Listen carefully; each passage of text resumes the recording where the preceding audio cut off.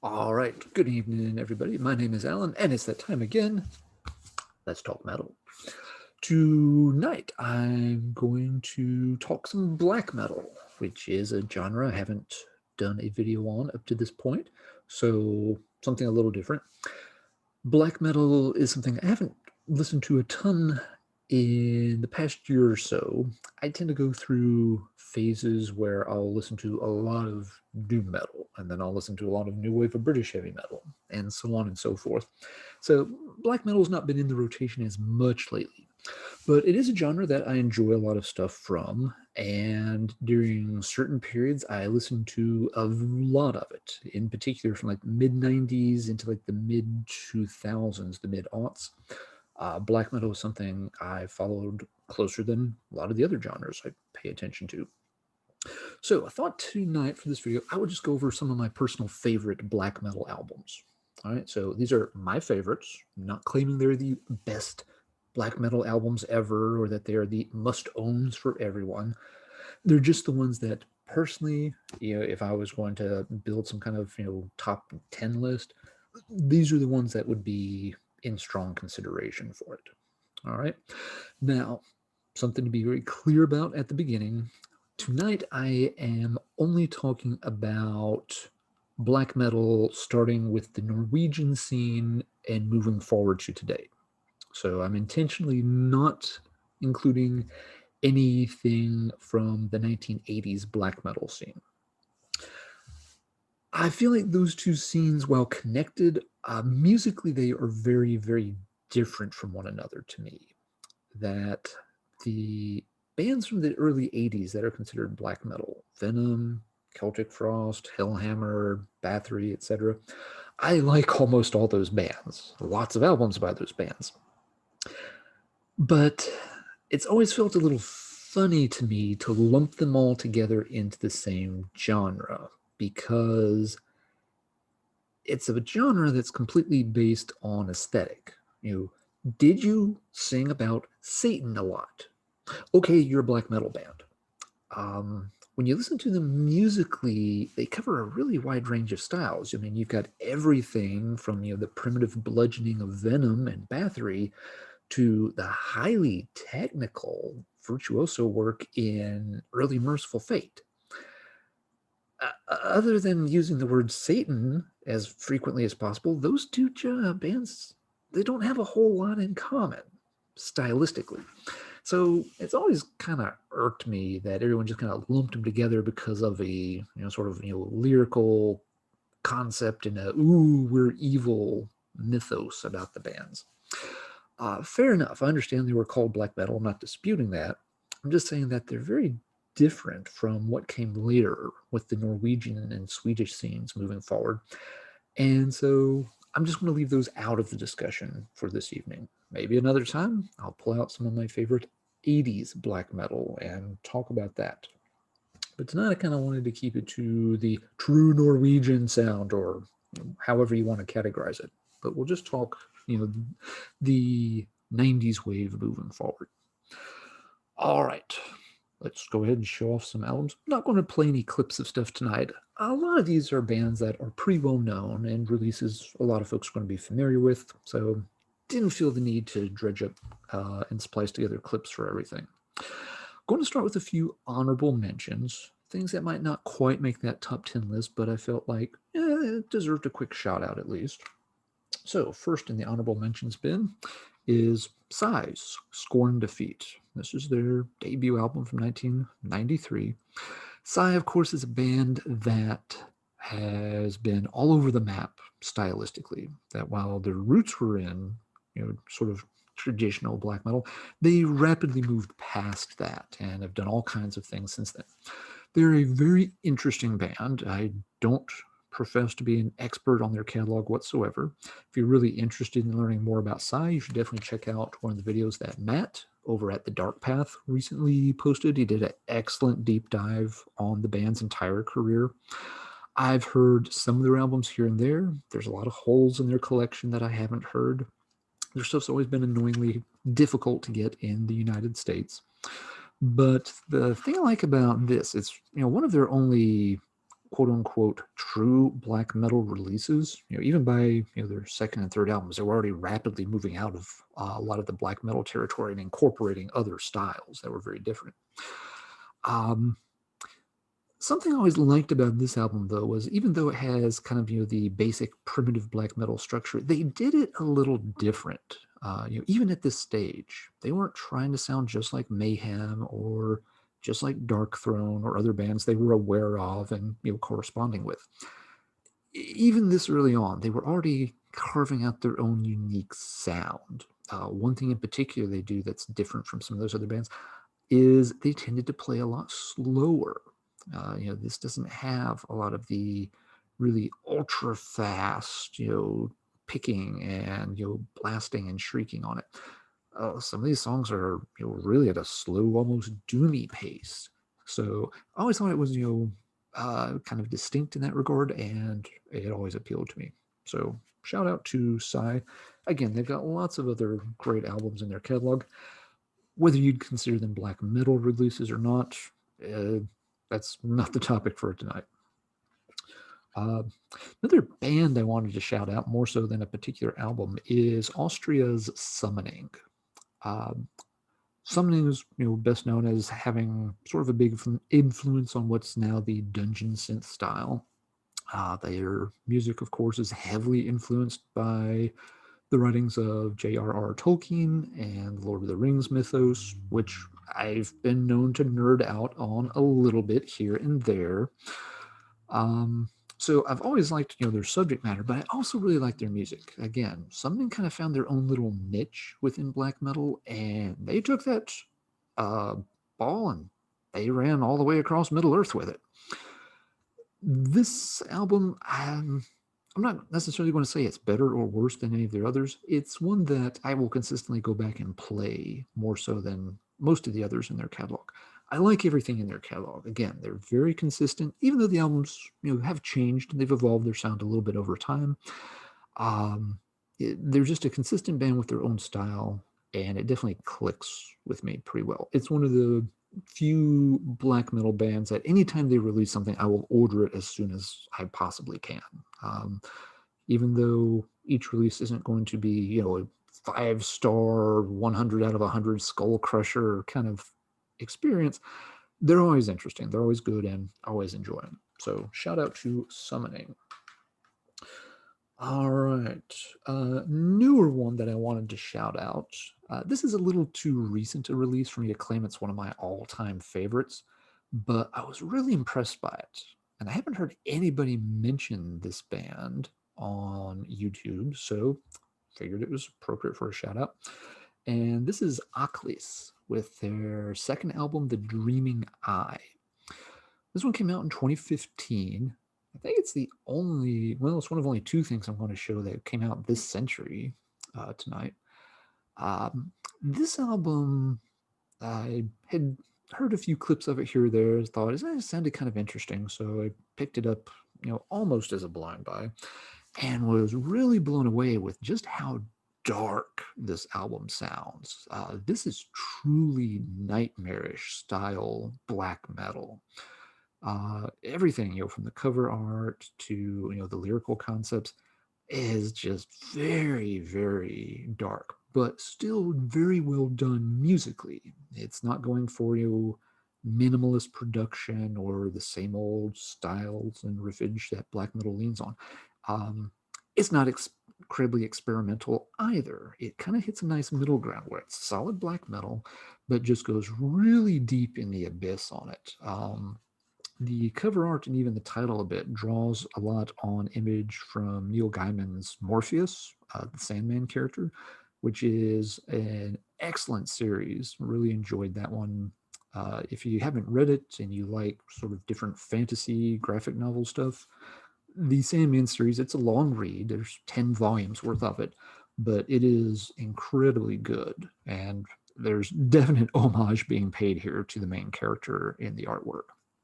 So Oculus, interesting band. I've heard bits and pieces of their first album, and it seems like it was in a rather different style that I haven't really circled back to. noticed while checking up on things recently that they're scheduled to put out a new album in December of this year. So perhaps in just a few more weeks, we'll have a third album from Oculus, which I will definitely be looking forward to checking out. All right, one last honorable mention before we start down the main list. Wanted to mention something from Panopticon. I am a latecomer to Panopticon. I've only really started listening to them here in the past year, but been very impressed by all the material I've heard. I've heard most of the albums at this point, not all of them. The ones in particular I'm going to shout out are the two that got released and reissued in the Revisions of the Past package. So it's the, on the subject of mortality and social disservices albums. I'm shouting out these two in particular because I think lyrically the concepts for these two albums are very interesting, very deep, and very engaging. I think most people gravitate towards Austin's more recent albums, and there were some fantastic albums like Autumn Eternal there.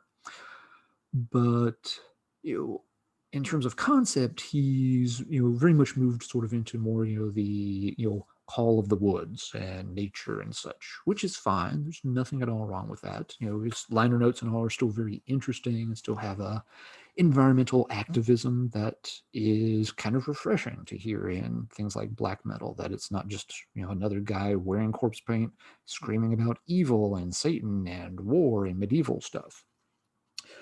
But the lyrical concepts on these albums just really strike a chord with me.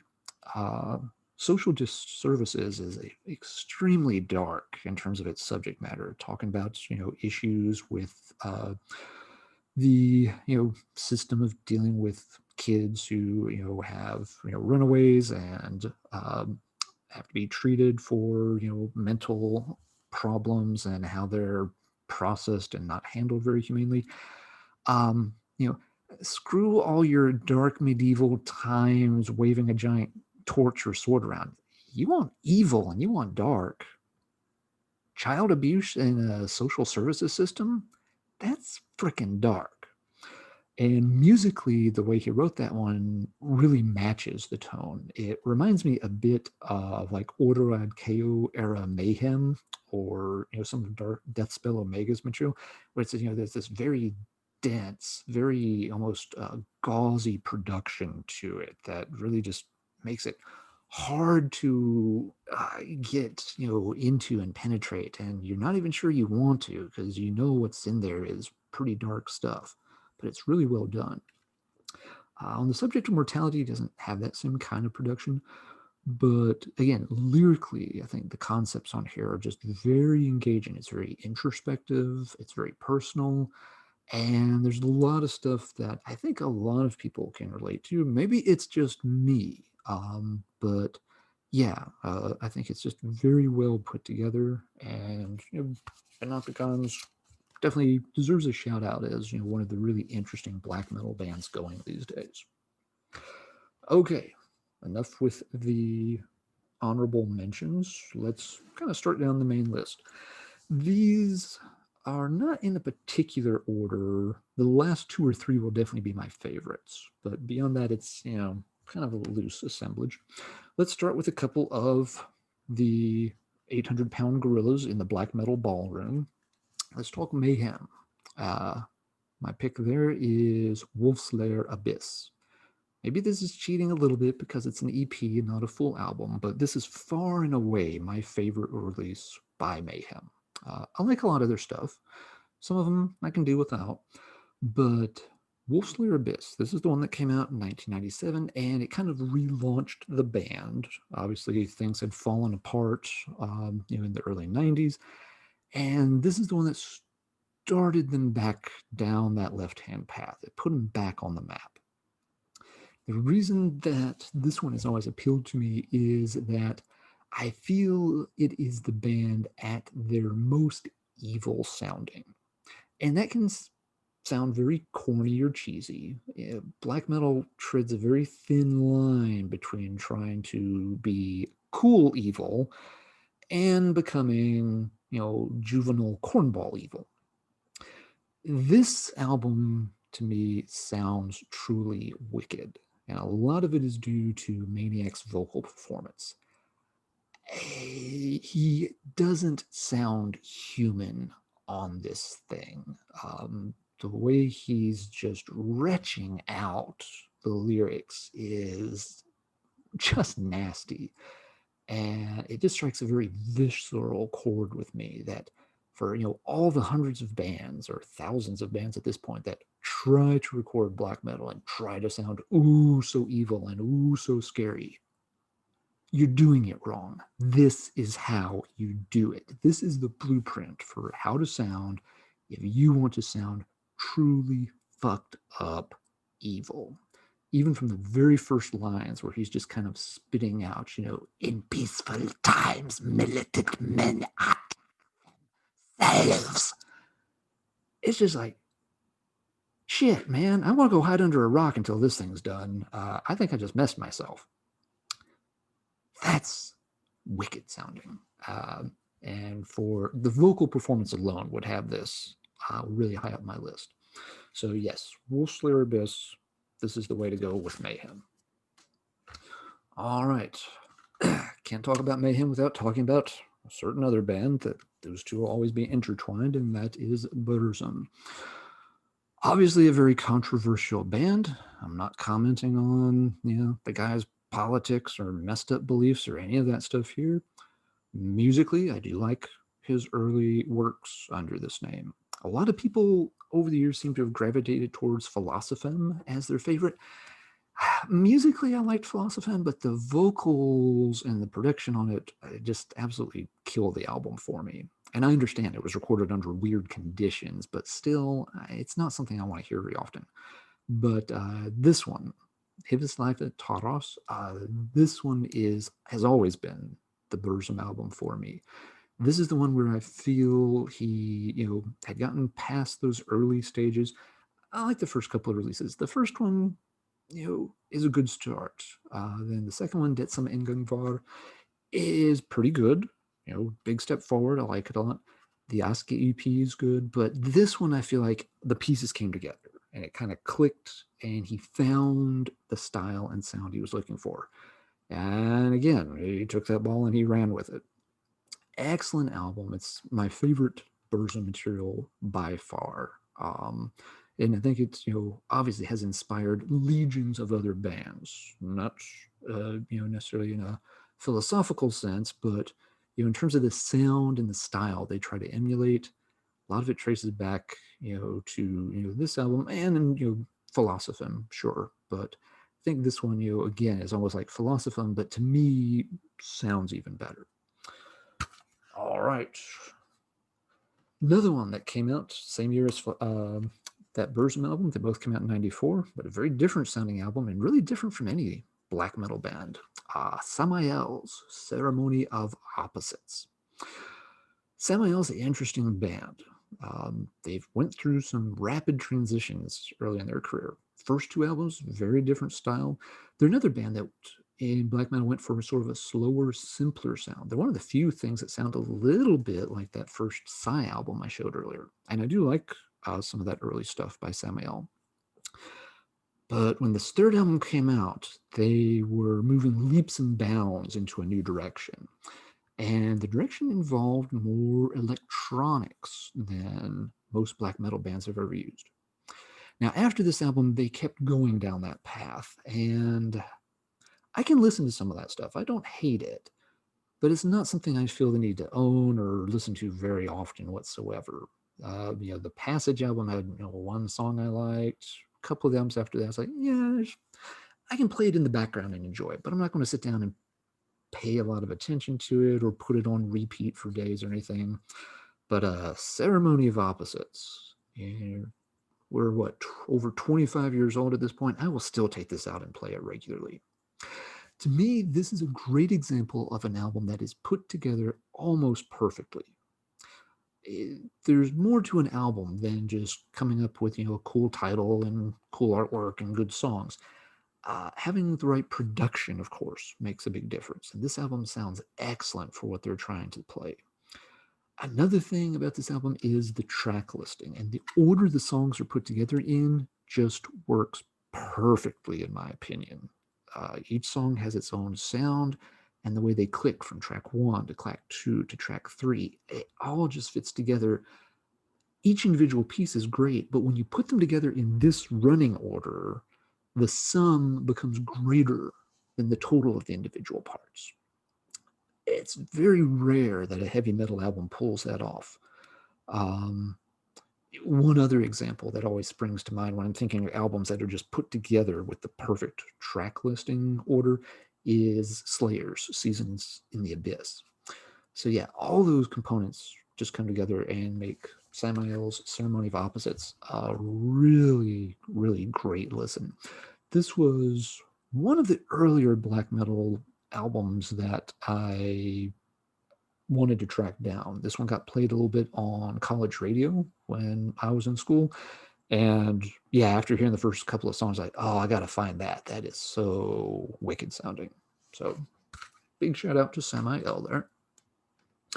Next up, this is one that doesn't get many mentions, but it's always been a personal favorite.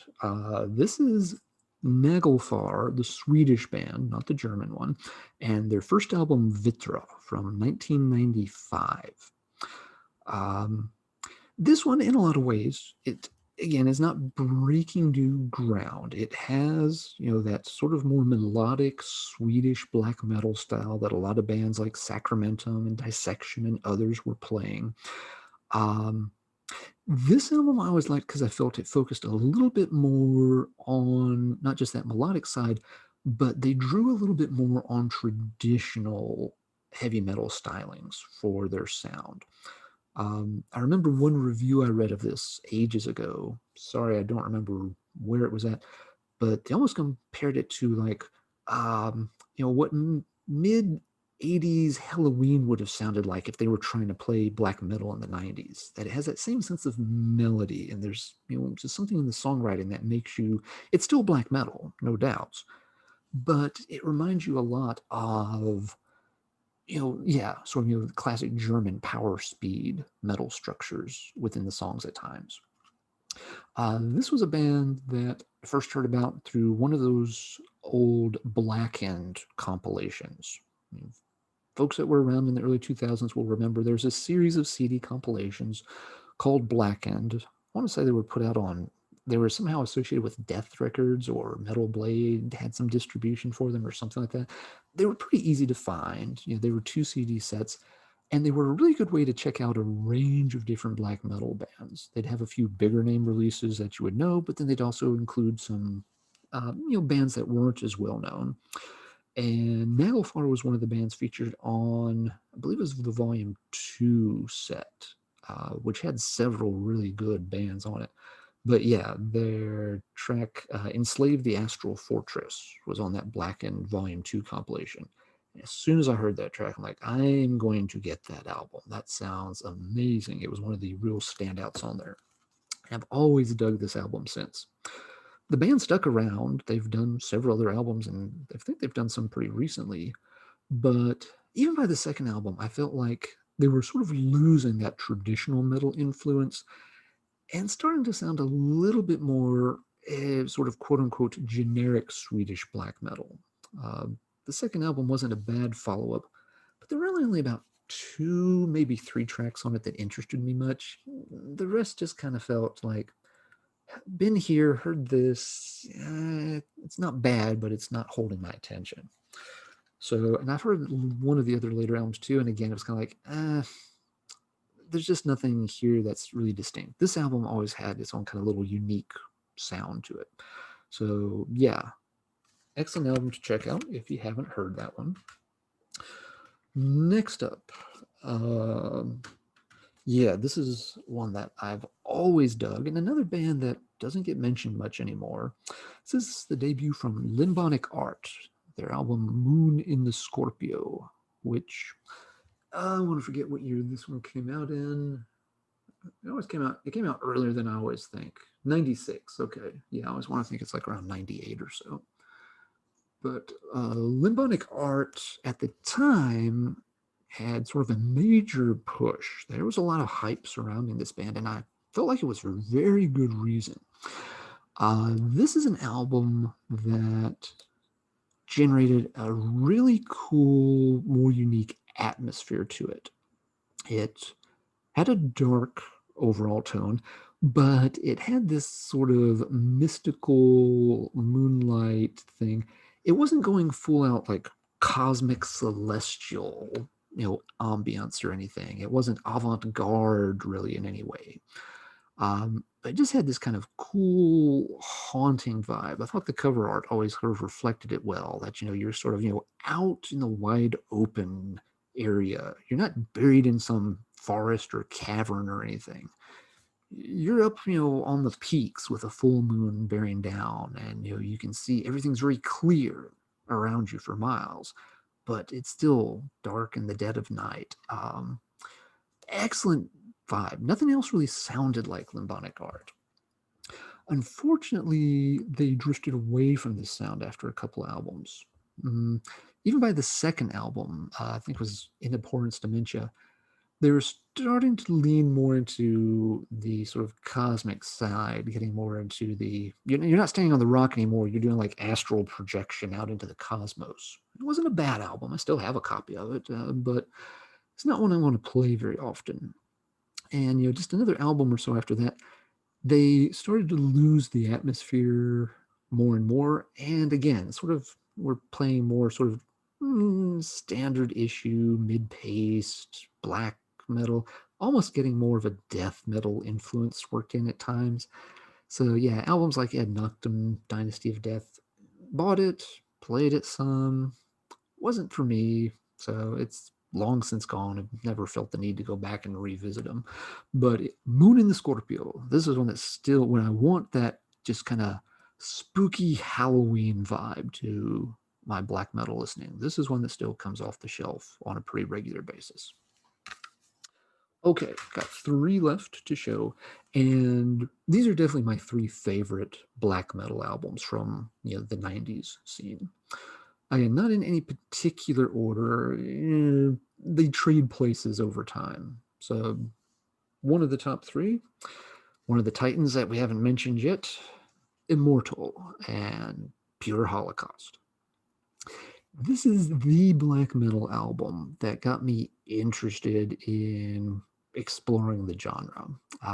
Somebody in a tape trade around mid-90s, probably a little later than I think. It may have been summer of 96. I had been hearing some black metal bands before that, for sure, but wasn't diving deep into the style.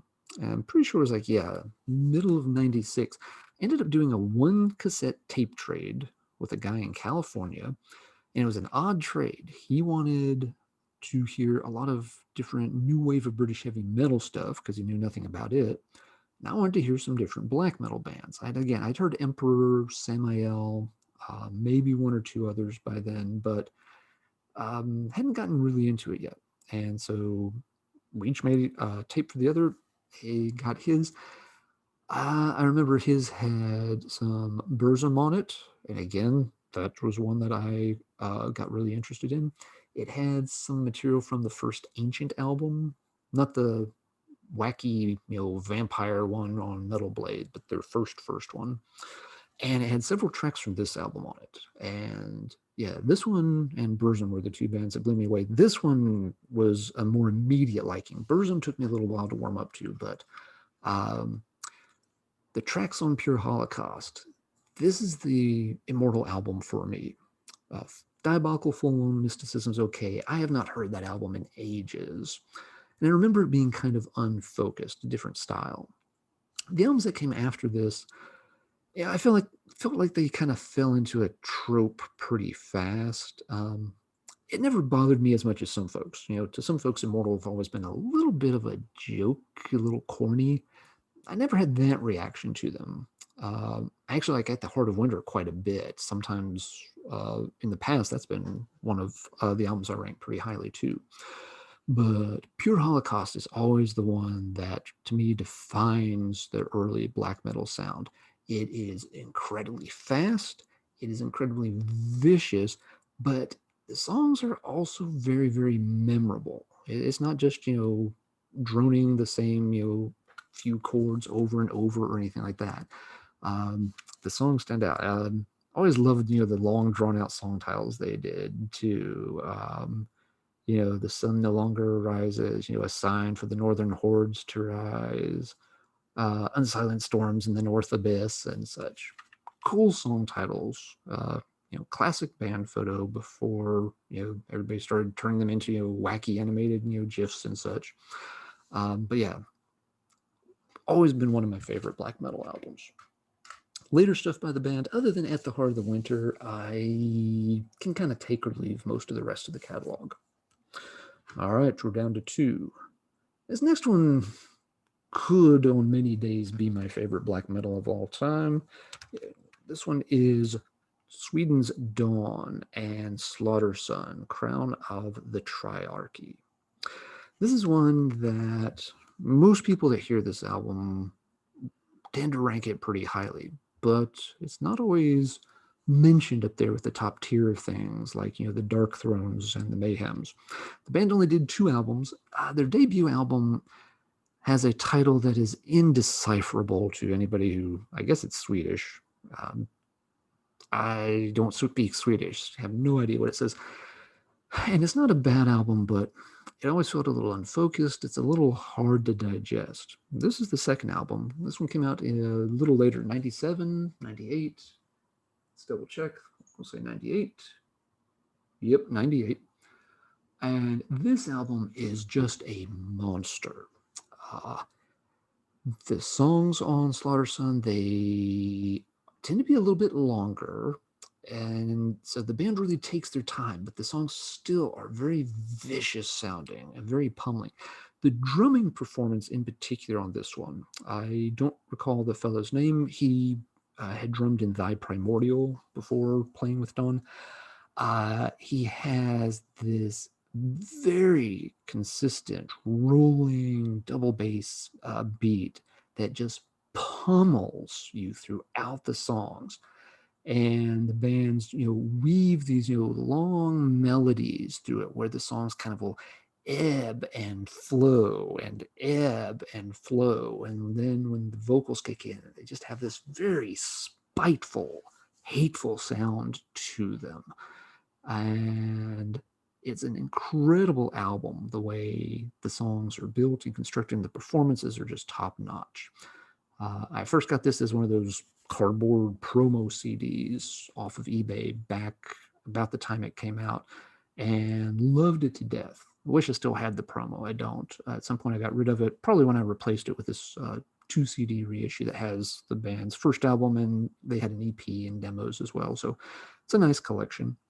The one little complaint, and this is nitpicking, I know, on the spine of the album, it is darn near impossible to read any lettering that's on there. So a lot of times I will look right past this thing on the black metal shelf and just keep going, and then later be like, wait, where's the Dawn CD? Oh yeah, that's right there. I just can't read the damn letters. Hey, whoever's doing art direction on CDs, make sure the letters on the ends of the CD are legible so people can see what the heck it is. Okay, done with the nitpicking. If somehow you haven't heard Slaughter Sun, this is one I highly recommend you check out. All right, and that leaves us with only one album, and some of you who know me and have heard me talk about black metal before know what I'm going to show. It's no cult underground overlooked classic or anything. It's Dissection, and it's Storm of the Lightsbane, and it's probably my favorite black metal album ever released. The Somberlane, also a very good album, is one that I have not played as much as I should have over the years. The snare performance, the sound on it on the Somberlane sometimes tends to rattle my teeth a little bit. But yeah, it's a great album, but the Somberlane is a masterpiece of black metal. This one came out in, I believe, 95. Again, I'm going to have to double check. Showing a lot of albums tonight, so dates getting a little mixed up. Yeah, it came out in 95. I got this in '96. Tried to find it, took a while. Eventually, just ordered it, and loved it from the first time I played it. This is one that it stayed in my CD player for ages when I got this album.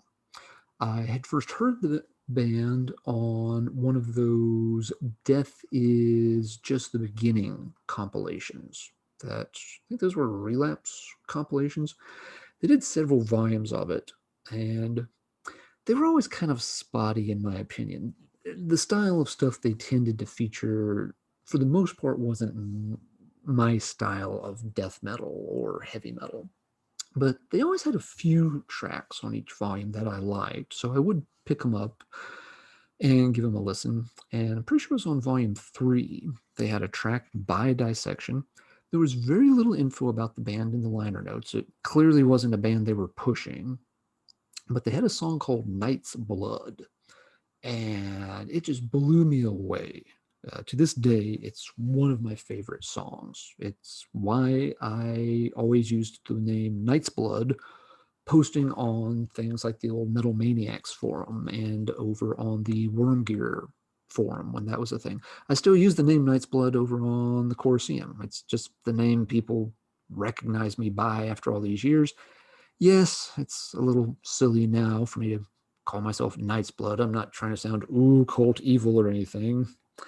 I've used the same login for every metal board I've been on for a couple of decades, so it kind of stuck with it, I feel like, at this point. But yeah, that version of Knight's Blood got my attention, and I knew as soon as I had a chance to get something by that band, I would. And I was not disappointed. This is one of the absolute classics. One thing that threw me a little bit when I got it, Knight's Blood is on here. It's the first full-length song, I believe, or the second, but it's not the same version that was included on that Death is Just the Beginning compilation. The version they put on the compilation was a demo version, and it got re-recorded when it was released on the album. The demo version is on the 2 CD reissue of this, so it can still be heard. I always preferred the demo version over the album version. We all know the demo is always better. Yes, that's the joke. But no, I actually did like it better. Has one little difference is when they get to the bridge and they kind of have that spoken part. The demo version is a little bit slower, and I think it makes it a little more impactful when they're doing those lines, everlasting malice for the wicked soul can't resist the night's sweet blood, and they go nuts on it. On the album version, it's a little faster through there. And since they're going over it quicker, it doesn't have quite the same weight and it doesn't hit you quite as hard when they do that. So this is great. Could have been just that hair better if they had kept the demo version on there. But anyway, that is enough about this one. I'm probably showing this one to a bunch of folks who are already very familiar with it. So that's all I've got for tonight. Those are some of my personal favorite black metal albums from the 1990s black metal scene. And now it's time for me to shut up, so let's talk metal in the comments down below. Thoughts? Are there ones on here you agree with? Have I shown off some things that are egregious and absolutely have no business being on anybody's favorites list? What are some of your personal favorites that I didn't mention? There are a lot of great black metal albums and black metal bands that I didn't show anything by. No Dark Throne tonight. No Satyricon tonight. Am I out of my mind? Leave a comment below and we'll figure that out. Until then, everybody stay safe and keep banging your head.